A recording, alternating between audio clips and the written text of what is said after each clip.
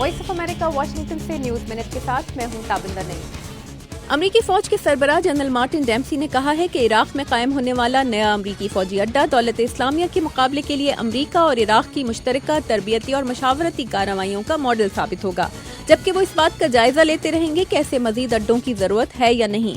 Pentagon ने गुज़श्ता रोज 450 अमरीकी फौजियों को 6 से 8 हफ्तों के अंदर इराक भेजने का ऐलान किया था। ऑस्ट्रेलिया के वज़ीर-ए-आज़म टोनी एबट ने सिडनी में एक कॉन्फ्रेंस से खिताब करते हुए कहा है कि दौलत इस्लामिया के अज़ाइम आलमी हैं और उसकी अवामी कशिश का मुकाबला करने के लिए मजीद काम करना होगा।